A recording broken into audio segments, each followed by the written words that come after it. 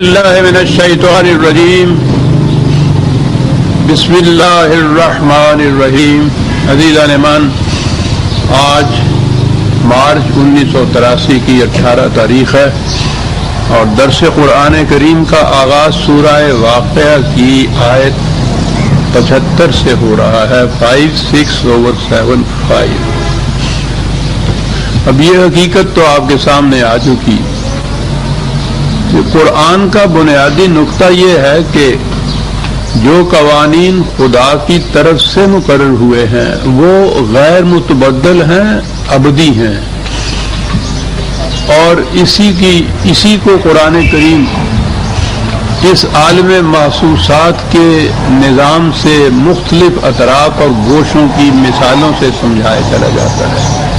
سابقہ آیات میں انسانی تخلیق کے متعلق یہ بتایا کہ اسے دیکھیے کہ کس قدر قانون کی زنجیروں میں وہ جکڑی ہوئی اور قوانین کیسے غیر متبدل ہیں۔ پھر زراعت کی مثال سے سمجھایا کہ تم دیکھو کہ وہ کس طرح قانون کی پابندیوں سے وہ ایک چھوٹا سا دانہ پروان چڑھ کر اتنا بڑا ایک درخت بن جاتا ہے، فصلیں پیدا ہو جاتی ہیں، سامان رزق اس میں سے مہیا ہوتا ہے۔ اور یہ ایسا سلسلہ ہے کہ جب سے انسان کی شعور نے آنکھ کھولی اس وقت سے آج تک وہ دیکھتا چلا آ رہا ہے کہ یہ غیر متبدل ہے۔ گندم پہ روئے جاؤ، یہ ایک مسلمہ ہے، یہ ایک غیر متبدل کلیہ ہے، اور اس سے وہ پھر لاتا ہے اس چیز پہ کہ انسانی زندگی کے متعلق ہم نے جو قوانین قرآن میں دیے ہیں وہ بھی اسی طرح سے ابدی غیر متبدل ہیں اور ان کے نتائج اٹل ہیں۔ یہ ہے وہ بنیادی نقطہ، یہ ہے وہ محور جس کے گرد قرآن کی ساری تعلیم گردش کرتی ہے۔ اب اسی کو وہ اب اگلی آیت میں لے آیا، اور یہ وہ آیت ہے اور آیات ہیں کہ جو سورہ والنجم آپ کو معلوم ہوگا کہ جب وہ سامنے آئی تھی تو اس میں جو قرآن کریم نے یہ ستاروں کی گردش، نظام افلاق، یہ قرے عظیم الشان سورج اور چاند، ان کی مثالیں دے کے سمجھایا تھا کہ تم دیکھتے نہیں ہو کہ کس طرح وہ جزیات تک قانون کی پابندی کی گردشوں کے اندر جکڑے ہوئے ہیں۔ وہی ایک آیت یہاں آئی ہے۔ سابقہ آیات کے تسلسل میں ہی یہ بات کہی گئی کہ فلا اقسم بمواقع النجوم وانہ لقسم لو تعلمون عظیم۔ ہم شہادت میں پیش کرتے ہیں ان ستاروں کو، نظام فلکی کو، ان عظیم الجثہ کروں کو جو فضا کی پہنائیوں میں اس طرح مصروف گردش ہیں، ہم شہادت میں پیش کرتے ہیں انہیں۔ اور آگے کہا کہ اگر تم علم کی بارگاہ سے پوچھو تو وہ تمہیں بتا دیں گی کہ یہ شہادت کتنی عظیم شہادت ہے۔ پہلی چیز تو اس کے لیے بھی کہا کہ یہ علم کی ضرورت ہوگی، اور ظاہر ہے کہ یہ علم تو یہ نہیں جو 18 علوم پڑھائے جاتے ہیں آپ کے دارالعلوموں میں، جس میں یہ بات بھی سمجھ میں نہیں آ سکتی کہ یہ چاند ایک کرہ ہے جس کے اوپر انسان جا بھی سکتا ہے۔ یہاں جو علم کہا گیا ہے تو وہ تو علم الافلاق ہی مراد ہوگا نا اس سے، کہ اگر تم علم کی بارگاہ سے پوچھو تو وہ تمہیں بتائے گا کہ یہ شہادت جو ہم پیش کر رہے ہیں کتنی عظیم شہادت ہے۔ جیمز دین بتا سکے گا اس کو، اللہ مسجد نہیں بتا سکے گا۔ وہ تو ابھی تک یہ کہہ رہا ہے کہ یہ آسمان جو ہے اوپر تلے یہ شیشے کے ڈال ہیں بڑے بڑے 8-9، اور ان کے اندر جواہرات جڑے ہوئے ہیں جنہیں تم ستارے کہتے ہو۔ وہ کیا بتائے گا کہ یہ شہادت جو قرآن نے پیش کی ہے کتنی عظیم ہے؟ یہ تو علم الافلاق والا جاننے والا ہی سمجھ سکے گا۔ اگر تم علم کی بارگاہ سے پوچھو تو وہ بتائے گا کہ یہ شہادت جو ہم نے پیش کی ہے کتنی عظیم شہادت ہے۔ کس بات کی شہادت ہے جو پیش کی گئی ہے؟ انہ لقرآن کریم۔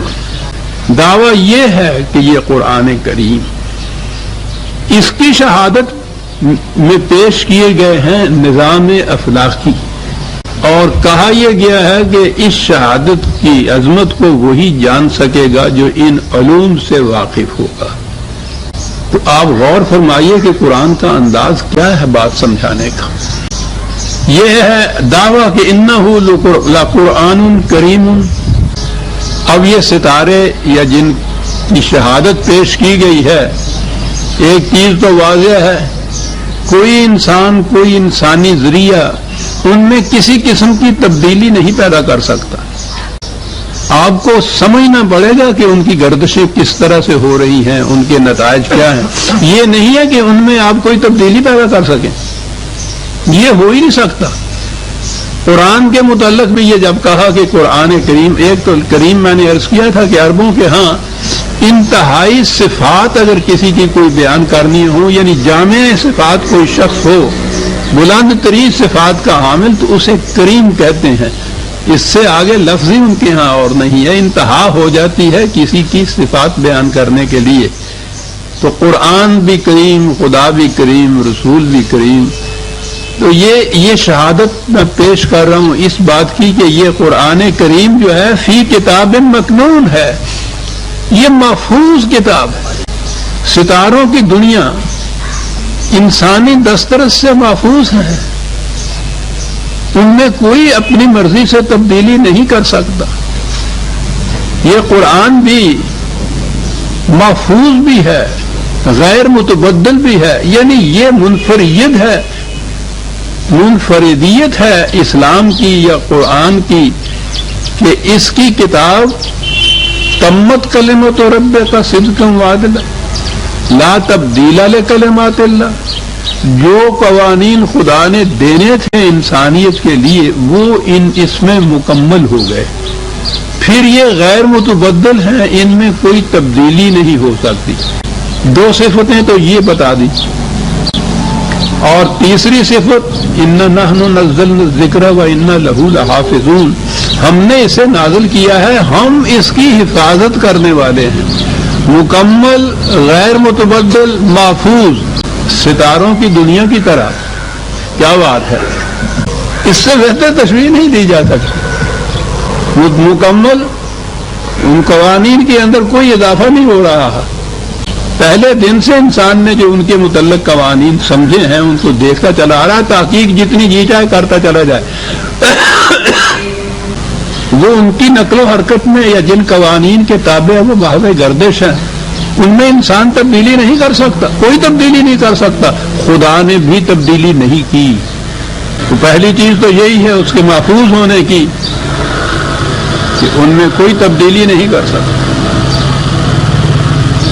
قرآن کی بھی یہ صفت فی کتاب مکنون، محفوظ کتاب کے اندر ہے۔ دوسری جگہ اسی کو لوح محفوظ کہا ہے قرآن نے، یہاں کتاب مکنون کہا ہے۔ حوالہ اس کا لے لیجئے، بل ہوا قرآن مجید فی لوح محفوظ، لفظ محفوظ یہاں، وہاں مکنون ہے، بات ایک ہی ہوتی ہے۔ لوح محفوظ یہ ہے 85/21-22۔ لوح تو کہتے ہیں کتاب کو ہے، اس زمانے میں تختی کو کہتے ہیں۔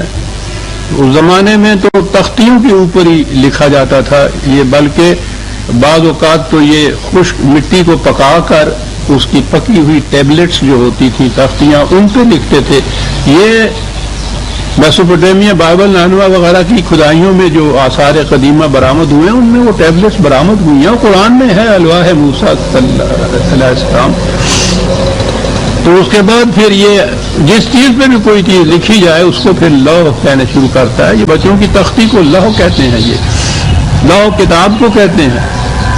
اصل میں تو اس کے معنی ہوتے ہیں کوئی چیز جو چمک اٹھے، تو لکھی ہوئی چیز جو ہے وہ تو چمک اٹھتی ہے نا، دماغ میں ہوتی ہے تو وہ مفہوم ہوتی ہے، اور وہ جو وہ تحریر میں آ جاتی ہے تو اس میں چمک پیدا ہوتی ہے۔ بہرحال یہاں سے لوح کتاب کو کہتے ہیں، کیونکہ قرآن ایک ایسی کتاب میں ہے جو محفوظ ہے، مکنون ہے۔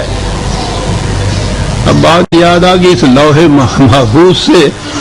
ہمارے ہاں تو پھر جب وہ زیب داستان کے لیے وہ آتے ہیں تو پھر عجیب عجیب چیزیں آتی ہیں. لوح محفوظ کے متعلق بھی آپ کو معلوم ہوگا عجیب تصورات ہیں کہ یہ ایک آسمان پہ کوئی کہتا عرش کے قریب، کوئی چوتھے آسمان کے اوپر وہ ایک ہے تختی، بس اس کے متعلق پھر وہ میں نے بھی دیکھا تو میں نے سمجھا کہ آپ کو ان چیزوں میں شریک کرتا چلا جاؤں، محنت نہ کرنی پڑے.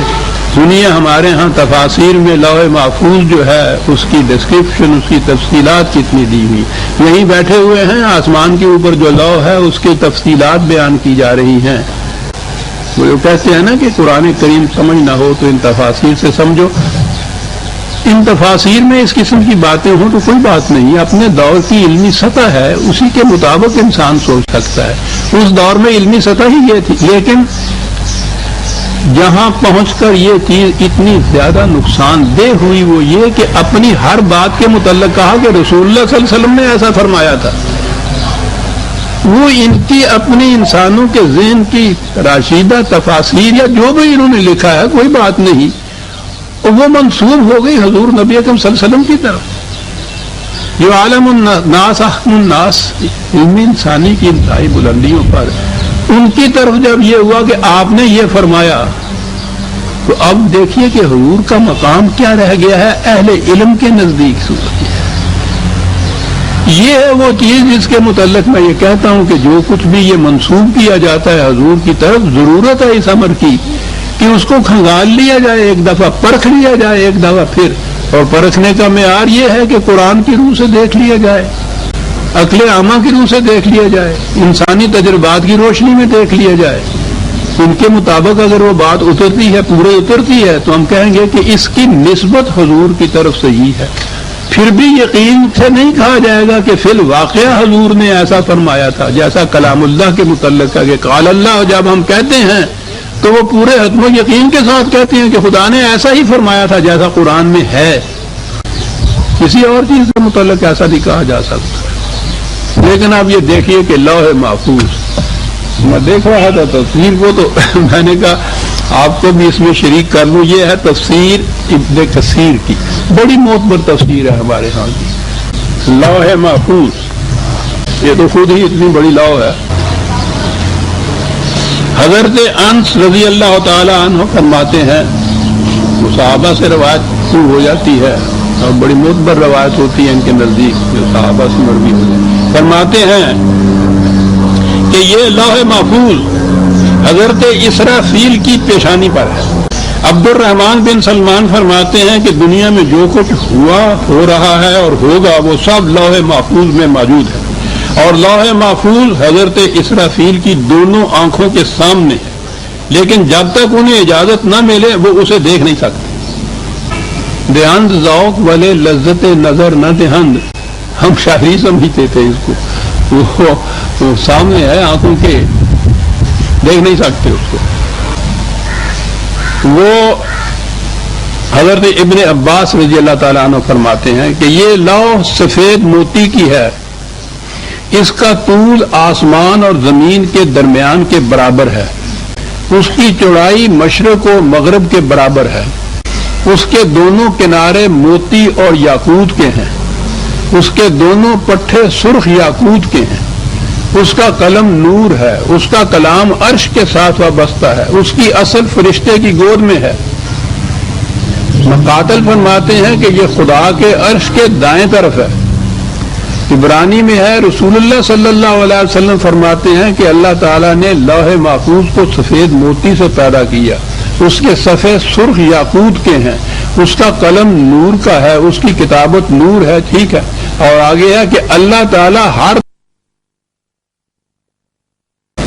بات یہ ہے کہ رسول اللہ صلی اللہ علیہ وسلم فرماتے ہیں، تبری فرمائیں یا ابن کثیر فرمائیں تو کوئی بات نہیں. ٹھیک ہے، انسان تھے، اپنے دور کے تھے، انہوں نے اس زمانے میں اور بھی باتیں کہی ہیں. زمانے کا علم جو ہے ترقی کرے، ہم کہیں گے کہ نہیں صاحب یہ غلط ہے جو انہوں نے کہا. جب وہ کہیں گے کہ رسول اللہ صلی اللہ علیہ وسلم یہ فرماتے ہیں، اور یہی تو قصہ شروع ہوا. اور جو ہی کہا کسی نے کہ صاحب حضور تو ایسا نہیں فرما سکے، منکر حدیث ہے، خارج از اسلام ہے، کافر ہے، مرتد ہے. حوالہ شریف یعنی یہ ہے وہ چیز جو میں بار بار اپنے تمام درسوں میں ساری عمر یہ کہتا چلا آ رہا ہوں کہ بابا اگر یہ کوئی لکھ گئے ہیں کہ رسول اللہ صلی اللہ علیہ وسلم نے فرمایا ہے تو پرکھ لو، کھڑے ہو کے دیکھ لو اس چیز کو، لیکن نہیں کہ اس سے یہ جو اسلاف ہے ان کی شان پر حرف آ جاتا ہے. یعنی رسول اللہ اسلاف کی شان پہ حرف نہ ہے، رسول اللہ صلی اللہ علیہ وسلم کی ذات پہ آتا ہے تو آتا رہے معاذ اللہ. اور رسول اللہ کے متعلق پھر یہ کہ یہ حضور نے وحی کے ذریعے سے کہا تھا تو پھر خدا بھی درمیان میں شامل ہوگا. وہ جو ہے وہ ہوتا رہے. طبری اور ابن کثیر کی شان میں کوئی فرق نہ. یہ ہے شخصیت پرستی جسے کہتے ہیں عزیزان مان. فی کتاب مکنون یعنی فی لوح محفوظ. اور وہ حفاظت قرآن نے خود کہا کہ انا نحن نزلنا الذکر وانا لہ لحافظون.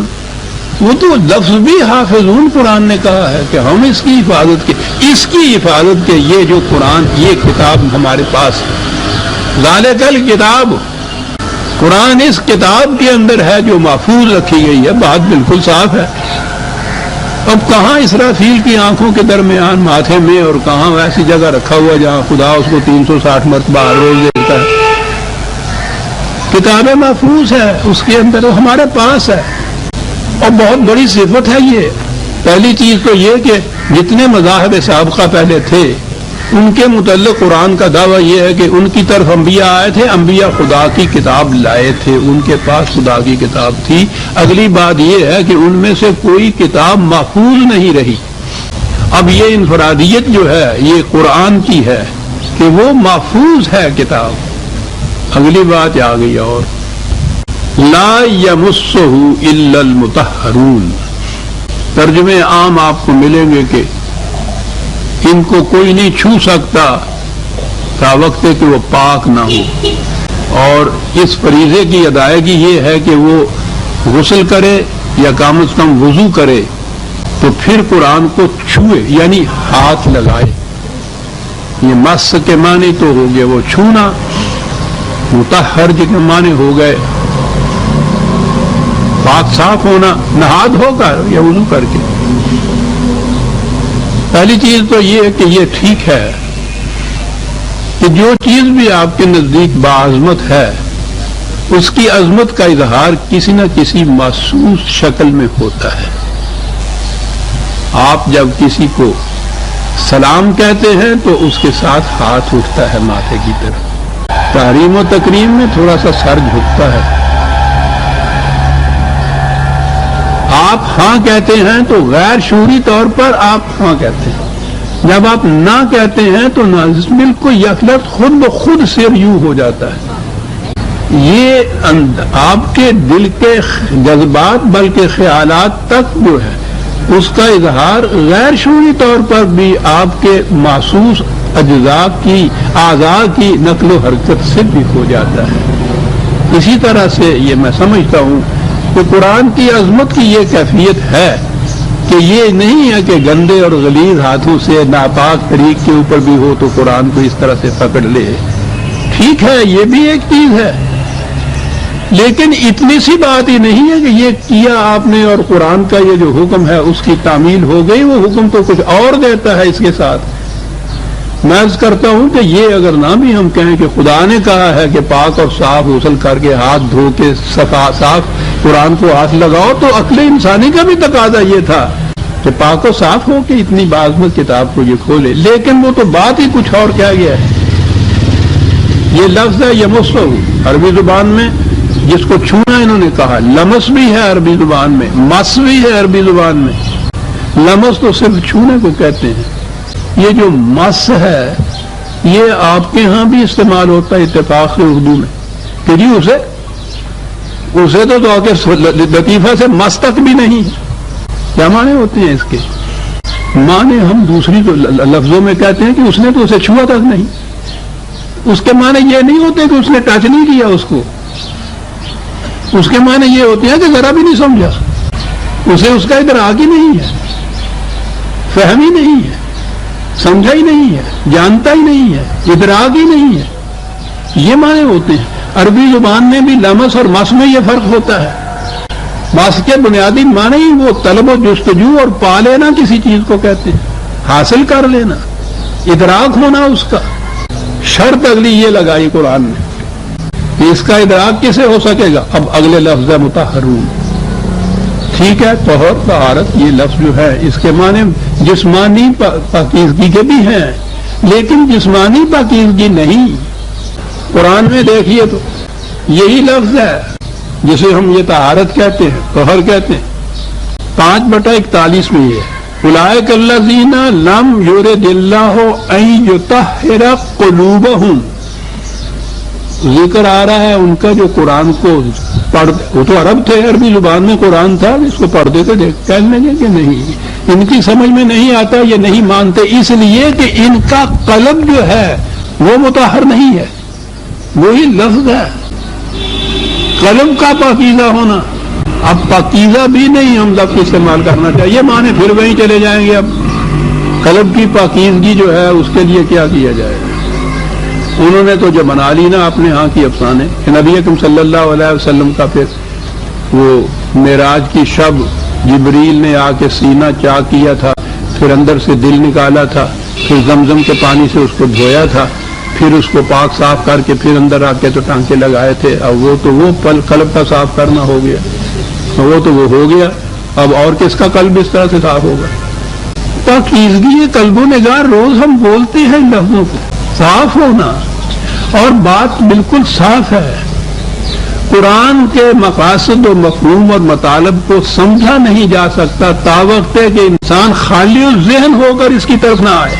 اگر پہلے سے اپنے ذہن میں کچھ خیالات آپ نے قائم کر لیے ہیں اور اس کے بعد قرآن کی طرف آتے ہیں اس مقصد کے لیے کہ آپ کے قائم کردہ خیالات کی تائید قرآن سے مل جائے، یعنی آپ قرآن کو اپنے خیالات کے تابع رکھتے ہیں، صاف صاف مل جائے تو خیر، نہیں تو پھر تعویل کیجئے، کھینچ تان کے لائیے ادھر، اس کے مطابق مل جائے۔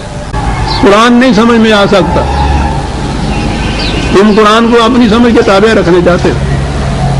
قرآن سمجھ میں آئے گا کہ پہلے سے دماغ میں کوئی عقیدہ، کوئی مسلک، کوئی تصور، کوئی نظریہ یہ نہ رکھا ہوا ہو، خالی ذہن ہو، اس کو کہیں گے دماغ کی تطہیر، اسے کہیں گے طہارت قلبی۔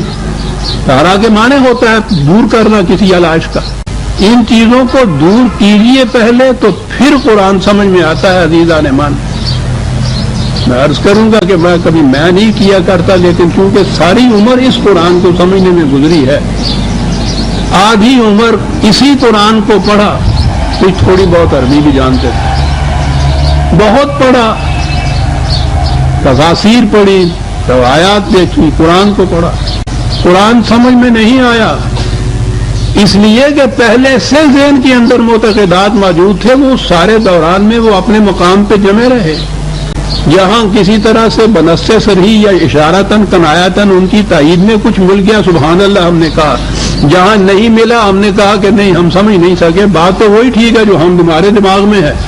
آدھی عمر قریباً یا تہائی عمر، آج عمر تو بڑھ گئی ہے، اسی میں صرف ہو گئی اور اسی مقام پہ رہے جو اعتقادات پہلے ذہن میں تھے۔ اپنی واردات بتا رہا ہوں، اور جب یہ بات سمجھ میں آئی کہ قرآن سمجھا اس صورت میں جائے گا، لا الہ پہلی ضرورت ہے صاحب اس کی، اس کے بغیر، لا الہ کے بغیر الا اللہ تک پہنچ ہی نہیں سکتا۔ وہ تو کیا پوچھتے ہو خدا تعالیٰ کی یہ کیا کر گیا؟ وہ دو فکروں میں، دو لفظوں کے اندر بات ساری کہہ گیا ہے۔ لا الہ ہے تطہیر قلب و دماغ، ہر قسم کا الہ دماغ سے الگ ہو جانا چاہیے، یوں خالی الذہن ہو کر قرآن کی طرف آئیے، اور پھر دیکھیے کہ کس طرح الا اللہ سامنے نہیں آتا۔ لیکن جہاں صورت یہ ہو کہ کوئی شے قرآن کی جو ہے آپ کے کسی پہلے سے قائم کردہ عقیدے، کسی بزرگ یا اسلاف میں کسی کے قول، وہ بھی تو ہمارے ہاں یہ درجہ لیے ہوئے ہیں نا، اس کے خلاف ہوا اور آپ کانپ اٹھے کہ ہیں اس کے خلاف یہ بات، نہیں نہیں نہیں نہیں، میں سمجھا نہیں ہوں۔ بہرحال قرآن یہ نہیں کہہ سکتا، یعنی جو انہوں نے فرمایا ہوا حضور نے، اس کے خلاف نہیں کہہ سکتا۔ عزیزان ایمان، پہ سب سے پہلے تو اپنا حضور نکال لیا دماغ سے، پھر اس کے بعد ہر انسانی حضور کو دماغ سے نکالیے، پھر حضور باری تعالیٰ آئے گا، خالی مکان میں آئے گا، پہلے سے بسا ہوا ہوگا ذہن اور قلب کے اندر کوئی اور، تو وہ اس صورت میں نہیں آئے گا۔ یہاں عام طور پہ ہم اس مکان میں داخل نہیں ہوتے جہاں پہلے سے کوئی بسا ہوا ہو. پہلے کہتے ہیں کہ صاحب اس کرایہ دار کو نکالو پھر ہم جائیں گے اندر. قرآن اور اس کے بعد اگلی بات عزیزان ایمان، جب آپ کسی فرقے سے متعلق ہو جائیں گے تو قیامت تک قرآن سمجھ میں نہیں آئے گا.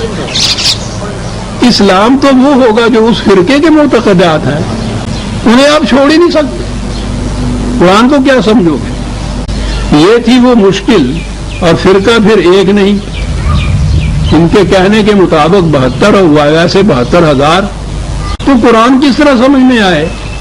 یہ دشواری تھی جس کے متحد کہا کہ قرآن صرف تلاوت کے لیے ہے، اس سے ثواب ہوتا ہے.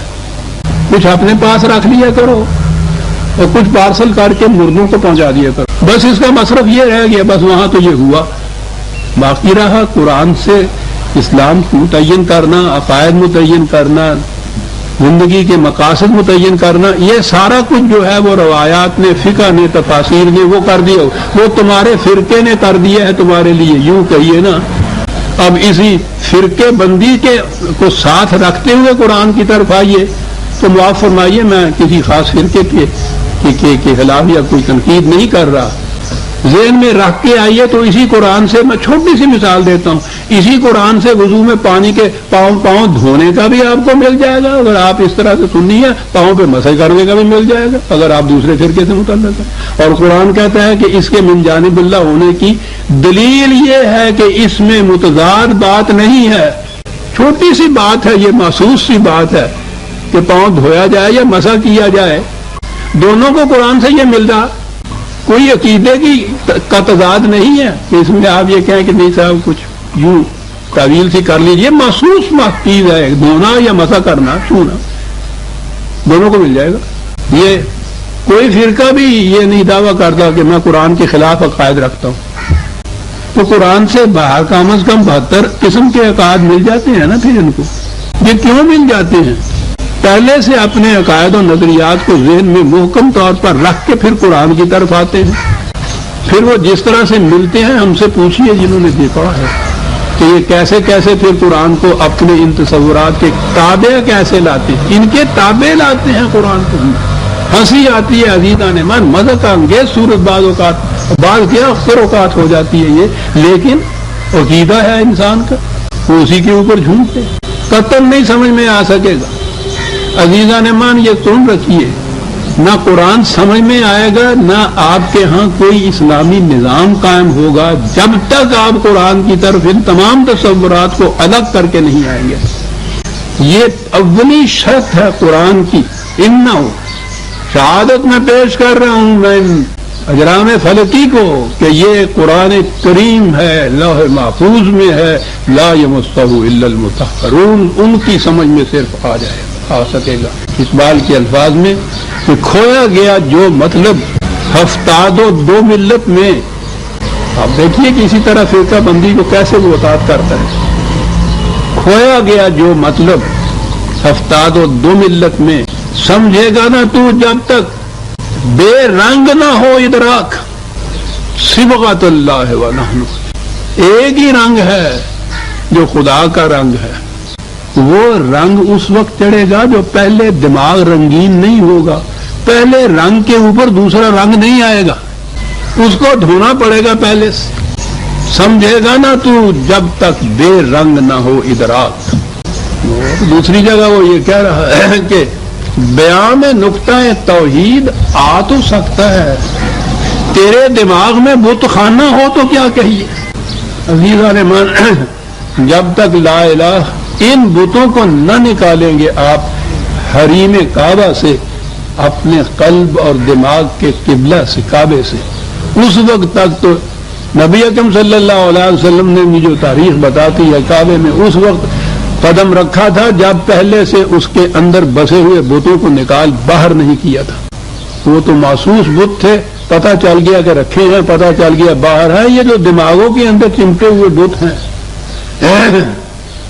اور پھر وہ بت تو پھر بھی وسن کہتے ہیں اس کی وجہ سے تھا کہ وہ ایک جگہ جمع ہوئے ہوتے ہیں. لفظی وسن ہے ان کے لیے عربی زبان میں. یہاں تو کیفیت یہ ہے کہ رحمت اقبال را در کعبہ اے شیخ حرم، کعبے کے حرم میں اقبال کو نہ جانے دینا، اس لیے کہ ہر زمان در آستی دارد خدا بندے دیگر، یہ تو اپنے آستی میں خداؤں کو چھپائے ہوئے ہے اور ہر زمان ایک نیا خدا ہوتا ہے۔ می تراشد فکر ما ہر دم خدا بندے دیگر، میری فکر ہر وقت ہر آن ایک نیا خدا تراشتی ہے۔ رست از یک بند تا افتاد در بند دیگر، ایک خدا کی زنجیر سے چھٹکارا ہوتا ہے، دوسرے کی زنجیر میں پھنس جاتا ہوں میں۔ تو جب قلب و نگاہ کی صورت یہ ہو انسان کی کہ ہر دم ایک نیا خدا ہے، تو پھر قرآن کیسے سمجھ؟ کہتے ہیں نا یہ حضرات کہ دین بڑا آسان ہے۔ کیسے؟ لا یمسہ الا المطہرون، بات تو یہ ہے، آپ اندازہ لگائیے یہ کوئی آسان بات ہے؟ عقیدہ انسان کا عزیز ترین متاع ہوتا ہے، جان دے دیتا ہے، عقیدہ نہیں چھوڑتا، اس قدر دل کی گہرائیوں میں اترا ہوا ہوتا ہے۔ وَأُشْرِبُوا فِي قُلُوبِهِمُ الْعِجْلَ، قرآن نے کہا بنی اسرائیل کے متعلق کہ تم نے اس گوسارا جو تھا ان کا معبود، ٹھیک ہے، اس کو پیس بھی ڈالا، پھینک بھی دیا، لیکن ان کے تو دل کی گہرائیوں میں اس کی عقیدت اتری ہوئی ہے، اس کو کیسے نکالو گے وہاں سے؟ بڑا مشکل مرحلہ ہے۔ لیکن لا یمسہ الا المطہرون صاحب، اس کے معنی یہ ہے کہ انسان اگر معاف رکھیے گا جنابت وغیرہ میں ہے تو غسل کرے، نہیں تو کم از کم وضو کرے، تو قرآن کے اس حکم کی تکمیل ہوگا۔ بس یہ وضو کر کے قرآن کی طرف آ جائے تو پھر اس کو مس کرے، اس کو چھوئے، بڑا آسان ہو گیا۔ اپنے عقائد، اپنے نظریات، اپنے مسالک اپنی جگہ پہ قائم رکھو، وضو کر کے قرآن کو چھو لو، اس کو پڑھ لیجئے، خدا کے حکم کی تکمیل ہو گئی جناب۔ پھر سمجھے کیا 72 قسم کا قرآن سمجھے نا۔ پھر عملاً یہ بتایا نا دنیا کو کہ اس میں اتنا تضاد ہے۔ دعویٰ من جانب اللہ ہونے کا یہ ہے قرآن کا کہ یہ اگر یہ خدا کے سوا کسی اور کی طرف ہوتا لوجدوا فیہ اختلافا کثیرا، بڑے فخر سے کہا گیا جناب۔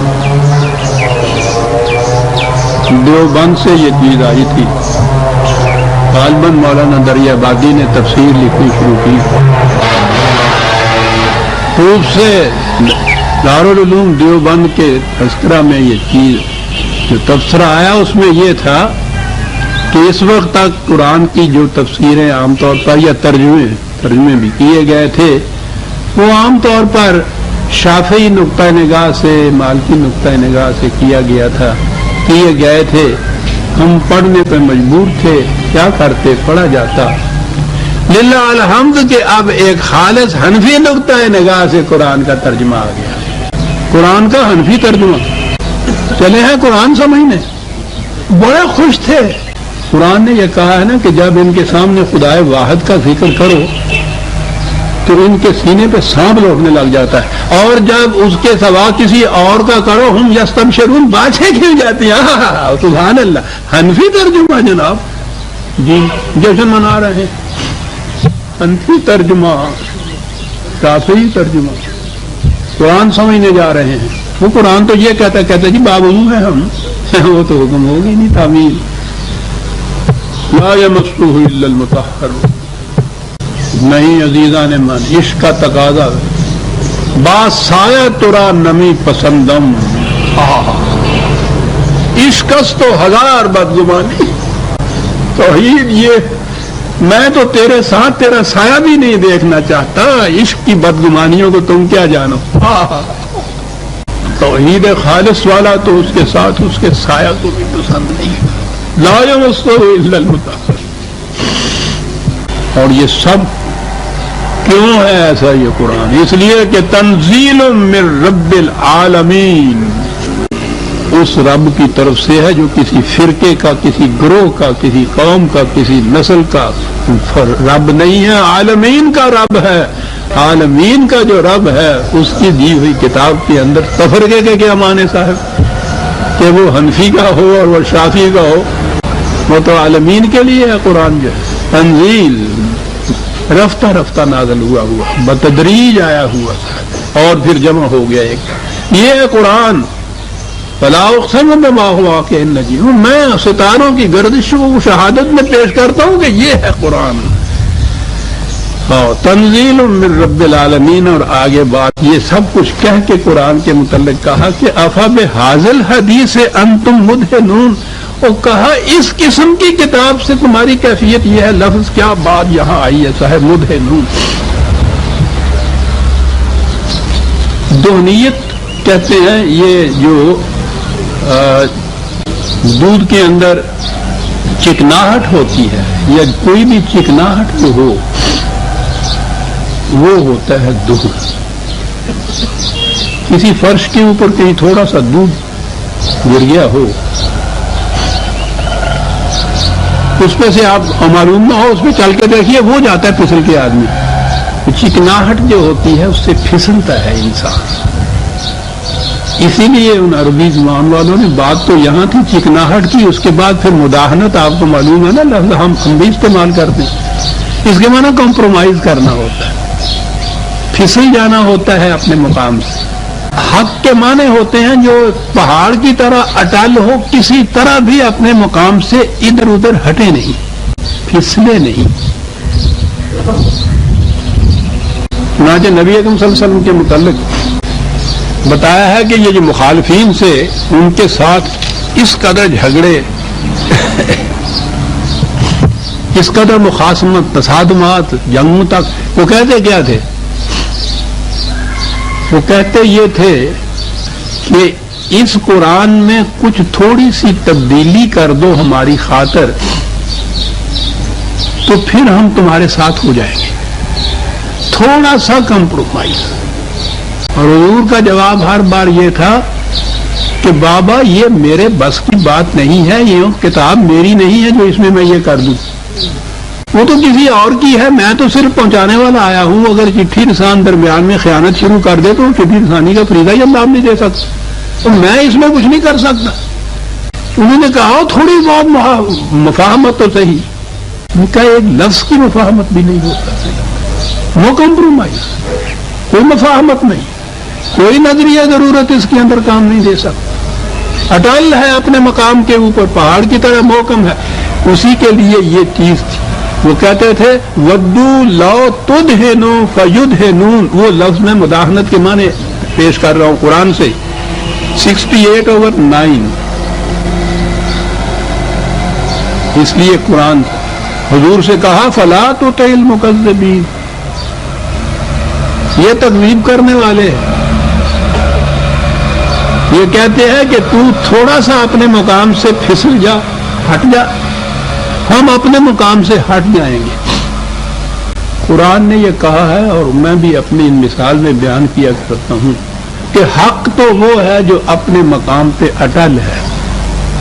جھگڑا یہ ہو رہا ہے کہ ایک شخص کہہ رہا ہے کہ 2 اور 2 4 ہوتے ہیں، وہ کہتا ہے نہیں غلط کہتے ہو، 2 اور 2 6 ہوتے ہیں. اب جھگڑا ہو رہا ہے صاحب، کبھی تو آپس میں ہی ہوتا ہے، کبھی وہ ایک مصالحت کرانے والے آ جاتے ہیں کہ بھائی یہ تو بات غلط ہے، تو تم اپنے اصرار کر رہے ہو اپنے موقف کے اوپر. اس طرح سے تو منہ منگیا کہ موت بھی نہیں ملتی ہے گی. یہ جھگڑے یوں نہیں نپٹا کرتے، اس میں تو یہ ہے کہ کچھ تم بڑھو کچھ وہ ہٹے اور ایک مقام پہ صلح ہو جائے. تم 2 اور 2 4 بھی غلط، 2 اور 2 6 بھی غلط، میں بتاتا ہوں 2 اور 2 5 پہ مان جاؤ. قرآن کہتا ہے کہ وہ جو 6 کہہ رہا تھا اس کی تو اس میں بھی جیت ہے اگر 5 ہو. جو تم 4 کہتے تو تم تو اسی وقت ہار گئے، اور تم تو 4.25 بھی نہیں کہہ سکتے. حق پہ کھڑا ہوا جو اپنے مقام کے اوپر محکم ہوتا ہے، یہ ضد نہیں ہوتی، یہ اصول پرستی ہوتی ہے. ضد وہ ہوتی ہے کہ دونوں ہی اپنے اپنے مقام پہ باطل ہوں اور جم کے کھڑے ہوئے ہوں. اصول پرستی یہ ہوتی ہے کہ ایک محکم اصول جو ہٹ نہ سکے اپنے مقام پہ، جو اس پہ کھڑا ہے وہ کسی صورت میں بھی اس سے ذرا سا ادھر ادھر نہیں ہٹ سکتا. حضور نے فرمایا کہ میں اگر ذرا بھی یہ کروں تو میں تو خدا کے عذاب عظیم سے ڈرتا ہوں. یہ الحق ہے، یہ محکم ہے، میں کیسے مفاہمت کر لوں؟ میں نہیں کر سکتا. یہ جو شرکت ہے، ہاں پھر اقبال آ گیا کہ باطل دوئی پرست ہے، حق لا شریک ہے. شرکت میں آنا ہے، حق و باطل نہ کر قبول. فرقہ بنے گا ہی اس وقت جب آپ حق اور باطل میں شرکت قبول کریں گے. ورنہ دنیا میں جو شخص کہیں بھی ہو، کسی مقام پہ ہو، کسی قوم کا ہو، کسی نسل کا ہو، جو 2 اور 2 4 کہتا ہے وہ ایک قوم کا فرد ہوتے ہیں. وہ اپنے ہی گھر کے اندر اگر دو چار پیانے والا ہے تو اس کے ساتھ مشارکت نہیں کرتے، وہ شرکت میں آنا ہے، حق و باطل ہو جائے گا، وہ نہیں کریں گے۔ یہ جو شرکت کرنے والے ہیں یہ وہ ہوں گے کہ جن کے ہاں حق ہوگا ہی نہیں، پھر آج اس کے ساتھ شرکت میں آنا ہے، کل اس کے ساتھ کر دیا، کوئی اعتبار ہی نہیں اس کا۔ قرآن نے جو کہا ہے دنیا کو کہ تم اسو مانو گے تو امین بھی ہے، یہ تمہیں یہ امن دے دے گا۔ آپ سوچئے یہ امن کیا ہے قرآن کی طرف سے، کہ یہ ہے ایک ضابطہ قوانین ہمارا، یہی آئین ہے، یہی قوانین کا ضابطہ ہے، یہی مسلک ہے، یہی مذہب ہے۔ اس کو سمجھ سوچ کر دیکھ لو، پرکھ لو، عقل و بصیرت کی روح سے اس کو دیکھو۔ اگر تمہارا دل ٹھک جائے، سمجھ میں بات آ جائے کہ یہ صحیح ہے، اسے تسلیم کر لو۔ تسلیم کرنے کے بعد تمہیں معلوم ہو جائے گا کہ یہ جسے اسلامی نظام یا اسلامی مملکت کہتے ہیں وہ اس کے مطابق احکام نافذ کرے گی، اس کے مطابق جو تم نے سمجھ لیا ہے۔ اب یہ تو ہو سکتا ہے کہ صاحب اس وقت جو قوانین تم اس میں دے رہے ہو وہ تو ہم نے سمجھ لیے، ہمارے لیے قابل قبول ہیں، تو امن ہوتا ہے نا۔ جو قانون پہلے سے قابل قبول ہو آپ کے لیے، اگر وہ نافذ ہو جائے تو اس میں آپ کو کوئی اضطراب اور کوئی پریشانی نہیں ہوتی، وہ تو آپ نے پہلے سے مانا ہوا ہوتا ہے۔ یہ جو امت مسلمہ ہے اس نے ان قوانین کو پہلے سے مانا ہوا ہوتا ہے، جبھی وہ اس امت کا فرد بنتا ہے، تو اس کے مطابق اگر قانون ملتے چلے جائیں تو اس کو اضطراب ہی نہیں ہوگا، لا رہا باقی اس کو کشمکش ہی نہیں ہوگی، اس قانون کے خلاف اس کو کسی قسم کی گرانی نہیں گزرے گی، اس نے پہلے سے تسلیم کیا ہوا ہے انہیں۔ لیکن اگر یہ صورت ہو کہ آج یہ قانون ہے، کل کوئی دوسرا قانون آنا ہے، آپ کو کسی وقت بھی اطمینان قلب نصیب نہیں ہو سکتا کہ پتہ نہیں صاحب کل کو کیا قانون نافذ ہو۔ ٹھیک ہے جی، اس وقت تو ہم سمجھتے ہیں کہ یہ ٹھیک ہی ہے، لیکن اس کا کیا اعتبار ہے کہ کل کو اس کو الٹ ہی دیا جائے، منسوخ کر دیا جائے، اس کی جگہ کوئی دوسرا لے آیا۔ کبھی اطمینان نصیب نہیں آپ کو ہو سکتا اگر یہ ہو کہ جو لاز آج ہم قابل اطمینان سمجھتے ہیں ان میں جس وقت جی جائے تبدیلی ہو جائے، کبھی آپ کو اطمینان نصیب نہیں ہو سکتا۔ اگر یہ یقین ہو کہ جو تم نے آج مانا ہے ابدالآباد تک اس میں کبھی تبدیلی نہیں ہوگی، لا تبدیل لکلمات اللہ، صحیح اطمینان اور امن نصیب ہوتا ہے، اور جسے امن نصیب ہوتا ہے مومن ہوتا ہی وہ ہے، اس کے تو مادہ ہی امن ہے مومن کا۔ تو جب بھی اطمینان اور گیا آپ کے دل سے، مومن ہونا ختم ہو گیا، کیونکہ امن نہیں رہا، اور امن کی یہی صورت ہے کہ وہ اٹل اپنے مقام پہ ہو، لا تبدیل، کہ نہیں کبھی نہیں بدلا جائے گا۔ عزیزان مان، قرآن نے تو اس امن کی، یا خدا نے تو اس امن کی گارنٹی اس حد تک دی کہ یہ تو ہو سکتا تھا کوئی کہہ دے کہ ہاں صاحب اس کے بعد کوئی انسان اس میں تبدیلی نہیں کر سکتا۔ یہ تو ہو سکتا ہے نا کہ خدا ہی کوئی تبدیلی کر دے، بعد اس کے کوئی رسول ایسا پھر آ جائے جو اس میں تبدیلی کرے۔ خدا نے کہا کہ ہم نے نبوت کو ختم کر دیا، بابا نہ کوئی رسول آئے گا نہ تبدیلی ہوگی اس کے اندر، وہ اتنا بڑا امن قیامت تک کے لیے دے دیا۔ اللہ اکبر، اللہ اکبر، اللہ اکبر۔ کتاب دے دی مکمل، غیر متبدل، گارنٹی دے دی کہ ہم نہیں کریں گے، یہاں تک کہہ دیا کہ بھروسہ رکھو، کوئی آنے والا آ کے بھی یہ نہیں تم سے کہے گا کہ یہ تبدیل ہو گیا ہے۔ کیوں ہوا نہیں اطمینان نصیب نا آپ کو، ہوئے نا مومن آپ، امن ہوا نا آپ کو نصیب۔ اس لیے اب حاضل حدیث ہم تم وہ اس قسم کی کتاب کے متعلق تم کہتے ہو کہ کمپرومائز یا مفاہمت کر لی جائے، یہاں سے کہتے ہو کہ تھوڑا سا پھسل جائے۔ عزیزان ایمان، ذرا توجہ سے سنیے گا اگر لفظ کہ یہ سارا کچھ تم کیوں چاہتے ہو ایسا کرنا، کیوں اس کا مطالبہ کرتے ہو، کیوں یہ روش اختیار کرتے ہو، کاہے کے لیے یہ کرتے ہو؟ وَتَجْعَلُونَ رِزْقَكُمْ، روٹی کمانے کا ذریعہ بنا لیا ہوا تم نے، بڑی دکھتی ہوئی رگ پکڑی گئی، سارا دھندا یہ معاش کا ہے۔ یہ جو تم اپنے فرقے کے ساتھ چمٹے ہوئے ہو، ہے کیا بات جناب؟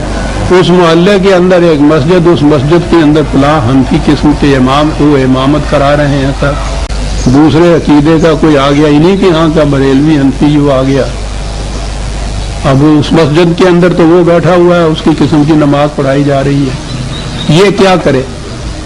تعلیم یہ دی جاتی ہے 9-10 سال عزیزان مان ان طالب علموں کے ان دارالعلوموں کے اندر بقا ہو جاتے ہیں، 9-10 سال۔ اس کے بعد جب یہ باہر نکلتے ہیں تو یہ تو چھوڑیے کہ دین کا وہ ہوتا ہے یا نہیں، کیونکہ قرآن تو اس نصاب میں ہے نہیں نا۔ ایک وقت کی روٹی کمانے کا بھی ڈھنگ نہیں آتا کسی کو۔ یہ کوئی طنز و مذاق کی بات نہیں میں کہہ رہا، زندگی کی ایک عملی حقیقت ہے۔ کیا کہے گا یہ؟ صاحب کے بچے تو ہیں نہیں، مٹی کھا کے گزارا کر لیں گے۔ وہ ایک مسجد تھی، اس میں وہ بیٹھا ہوا، اس کا رزق وہاں لگا ہوا، یہ کیا کرے وہاں؟ پھر یہ وہاں کہے گا ان کو کہ یہ جو نماز تمہیں پڑھا رہا ہے نا، یہ صحیح نہیں ہے، باطل ہو رہی ہیں تمہاری نمازیں، صحیح نماز جو ہے وہ میرا فرقہ پڑھائے گا۔ اس کے لیے ضروری ہے کہ یہ ایک الگ جماعت ہو، اور ضروری ہے کہ الگ مسجد ہو، ضروری ہے الگ امام ہو۔ اب اس کی روٹی اسی صورت میں وہاں لگ سکتی ہے کہ یہ اس مسجد سے الگ مسجد بنائے۔ آپ نے کبھی غور کیا کہ جب پاکستان بنا ہے تو اس خطے کے اندر اتنا ہی جو اب پاکستان ہے، اس میں کتنی مساجد، کتنے دارالعلوم، کتنے مکاتب تھے، ذرا گن کے دیکھو تو، اور آج ذرا دیکھو تو صحیح گر رہنے کے اتنے گھر نہیں جتنے یہ مسجدیں مکتب بن گئے۔ کیوں؟ ہر سال کم از کم انہی کی گنتی کے مطابق 9-10 ہزار نکلتا ہے طالب علم اس میں سے۔ کوئی کاروبار نہیں جانتا، کوئی دھندا نہیں جانتا، رزق کمانے کا کوئی ذریعہ نہیں ہے، اور یہی ایک ذریعہ ہے۔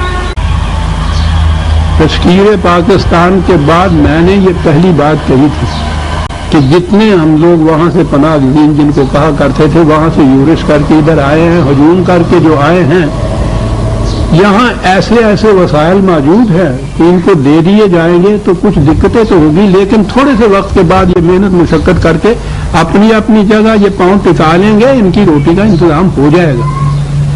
میں نے کہا تھا ایک گروہ ایسا ہے جس کے لیے یہ ممکن نہیں، اور وہ ہے یہ علماء حضرات کا گروہ۔ یہاں جو آئے ہیں تو جتنی مساجد ہیں ان میں تو پہلے سے موجود ہیں ائمہ خطیب، وہ تو آپ کسی کو دے نہیں سکتے۔ ہندوؤں کے، سکھوں کے، عیسائیوں کے جو پرستش گاہیں ہیں، مندر ہیں، گرجے ہیں، وہ الاٹ کر نہیں سکتے۔ یہ کہاں جائیں گے، یہ کیا کریں گے؟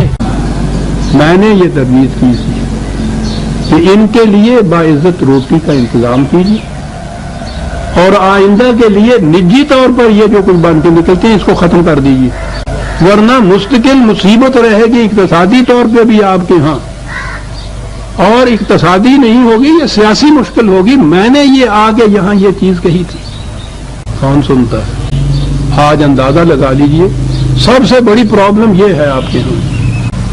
تو یہ کس طرح سے ہوا؟ میں نے کہا فرقہ تو بنا ہی اس طرح سے کہ پھسلے، مداہنت، قرآن کے اڈال مقام سے تھوڑا سا پھسلے گا تو ایک نیا فرقہ بنے گا نا۔ وہ ادھر کو پھسلا، یہ ادھر کو پھسلا، وہ ادھر کو پھسلا۔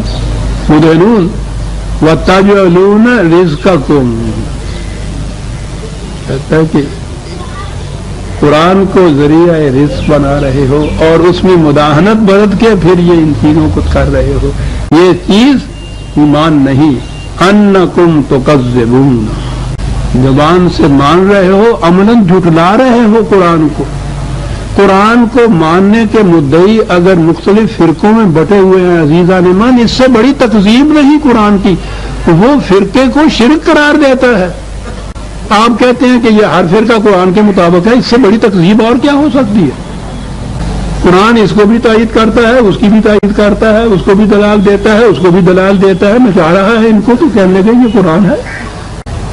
قرآن کی تکذیب ہے یہ جو تم کر رہے ہو۔ ستاروں کی دنیا میں یہ تکذیب نہیں تم پاؤ گے، قسم ہے مجھے ان ستاروں کے آسمان کی، اس میں یہ تکذیب نہیں، اس لیے کہ وہاں مداہنت نہیں ہے، وہاں فرقے نہیں ہیں، انہوں نے اس کو ذریعہ معاش نہیں بنانا۔ انتم تکذبون، آیتیں تو چاندی ہیں لیکن نہیں، بہرحال وقت ہو گیا۔ اگلی بات یہ تھی، اب کہنے کی بات یہ تھی نا کہ صاحب نہیں، غلط ہے، ہم کسی قانون کے تابع نہیں رہنا چاہتے، ہم اپنا قانون آپ بناتے ہیں، کسی قانون کا محکوم رہنا، کسی کا فرما بردار رہنا ہم نہیں۔ کہتے ہیں کہ یہ جو کچھ کرتے ہیں نا من مانی، عملاً وہ یہی کہتے ہیں کہ ہم خدا کے قانون کے تابع نہیں ہیں، نہیں رہنا چاہتے، زبانی کہتے ہیں عملاً نہیں رہتے، کہتے ہیں کہ یہ صورت ہے نا. کہتا آؤ جو تم یہ دعویٰ کر رہے ہو کہ ہم کسی خدا کے قانون کے تابع نہیں رہ رہے، ہم نہیں مانتے، کہا ذرا آؤ ہم تمہیں بتائیں کہ مانتے ہو کہ نہیں مانتے. اور یہ جو اگلی آیت میں بتایا ہے وہ بڑی عجیب چیز ہے، اسے ہم آئندہ درس میں لیں گے. ربنا تقبل منا انک انت السمیع العلیم. 1 منٹ کے لیے ایک اعلان. کوئی کام بھی آپ نے کرنا ہو اس کے لیے پہلی چیز ہوتی ہے اس کام کرنے کا عزم. ارادہ جب محکم ہوتا ہے تو اس کو عزم کہتے ہیں. یہ عزم ہی تھا جس کے لیے لفظ ریزولوشن انہوں نے اعلان کیا تھا. ریزولوڈ، عزم کیا اس بات کا، ڈٹرمنڈ، یہ تھی چیز. ترجمہ اس کا ہم نے قرارداد کر لیا، یہ ترجمہ صحیح نہیں ہے. وہ اس لیے کہ ہمارے ہاں تو اب ریزولوشن قراردادیں ہوتی ہیں، ورنہ یہ اصل میں یہ جو صحیح معنی تھے اس کے ریزالو کے، ریزولوشن کے، اس کے معنی تھا عزم. عزم کرنا جو ہے کسی بات کا، یہ ہے بنیاد اس چیز کی جو آپ نے حاصل کرنی ہے. ہم نے عزیزان مان یعنی اس ملت اسلامیہ نے ایک عزم کیا تھا، عزم کا اظہار کیا تھا، اعلان کیا تھا دنیا کے سامنے 23 مارچ 1940. زندہ قوم اگر کوئی ہوتی تو اس کے نزدیک یہ دن، جس دن اس قوم نے کوئی عزم کیا تھا یا اس کا اظہار کیا تھا، ہمیشہ کے لیے یادگار ہوتی اور اس کے شایان شان اس یادگار کو تازہ رکھا جاتا. یہ جو کہتے ہیں نا منایا جاتا، یہ منانے والی بات جو ہے یعنی منانا نہیں ہے، اس کی یاد کو تازہ رکھنا ہے تاکہ معلوم ہو جائے کہ تم نے یہ عزم کیا تھا. مدہنون، وہاں سے پھسل رہے ہو، بات آ گئی قرآن کی. یہ عزم محکم تم نے کیا تھا. ہم نے ایک عزم کیا تھا 23 مارچ 1940 کو. اور بات ہے کہ بہرحال جہاں وہ عزم ہوا، جنہوں نے عزم کیا، جو اجتماع تھا، یہ میری شنید نہیں ہے، آنکھوں دیکھی بات ہے. میں تو ساتھ تھا، وہاں موجود تھا، ساتھ آیا تھا قائد اعظم کے دلی سے یہاں. تو میں بہرحال کچھ بھی اور نہ کر سکوں. یہ جو اس قسم کے یادگار دن ہیں ان پہ ایک خصوصی خطاب، ایک خصوصی درس دیا کرتا ہوں. 23 مارچ آئندہ آنے والی وہ تو غالباً دن اس کا بدھ پڑتا ہے، ہمارا درس جمعے کو ہوتا ہے.